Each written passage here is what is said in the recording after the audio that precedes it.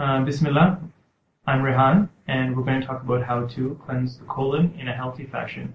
The problem is that many people do these purges, and they use certain herbs which we'll cover, and that doesn't really resolve the problem. What we want to do is encourage healthy and long-term bowel movements 1 to 3 times a day. That's what regular bowel movement is.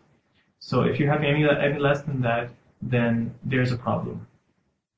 Having regular bowel movements is important because colon cancer is really rising, and there's more than 600,000 people that have suffer from colon cancer in the United States yearly, and that's very preventable just through lifestyle and diet. So let's cover a couple of those things and how to get you started on a one-time cleanse and then keep maintaining some of those benefits. So how do you know you need a colon cleanse? Well, if you're some symptoms such as a white coat on the tongue, feeling very lazy and not having enough energy to get up and go do things. If you need a glass of water, you have to call the kids to go do it. These are signs that you have fatigue, and perhaps it's coming from the colon. By not having regular bowel movements, that's a pretty strong giveaway that you could benefit from having like a colon cleanse or a colon detox, in other words. So what do? Number one, you want to eliminate foods that don't have any fiber. A lot of very fast, quick carbs like white bread, they don't provide any nutrients, very poor amount of nutrients, and they don't have any fiber. So those things are actually going to encourage constipation. Another thing that you want to do is increase the amount of fiber foods, such as in fruits and vegetables that are some of the harder fruits and vegetables, like apples and pears or carrots, not like bananas. Those are not going to have that much fiber in them. Those are the first thing that people do when they say, I'm going to have more fruit, I'll just have a banana for it. Doesn't really have that much fiber.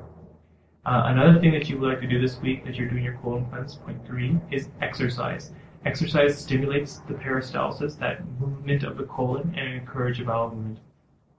Number 4, this is probably the most important point that you can do this week for your colon cleanse, is make a concentrated effort to chew more. I even say pick a number that you know you'll have your foods down to like a liquid form before you swallow them. And 21 is a good number. So every bite that goes into your mouth, chew it 21 times. That will make sure that there's a lot of, when something's chewed up properly, it has a lot of surface area, and the acid in your stomach can now digest it properly. So when it goes down to the colon, to your intestines, there is an easy absorption into the body, and the fiber foods that are remaining will also will remain without having extra sugars. That there's certain bacteria in the colon that start benefiting from that, and that's what causes gas and bloating. So chewing really is important for decrease of gas and bloating, increase in digestive strength, as well as a good bowel movement. Number 5, having a good amount of water. We mentioned in some of the other detox videos the importance of water, so that the colon and the stool has enough water so it can excrete. Otherwise, the body will reabsorb that water. So having about, for the week of your colon cleanse, having 2 liters of water is not too much. Last but not least, a few herbs that might be beneficial for your colon cleanse. Don't include the senna and the cascara sagrada that a lot of people end up using. Those herbs end up, what they do is they irritate the inside of the intestinal lining, and that causes a peristalsis, meaning the colon ends up becoming irritated, and then it causes that contraction movement, and then you're able to have a bowel movement. The problem is that people get dependent on that. So you don't want to be dependent on that. After 10 days, you always need more and higher doses of it.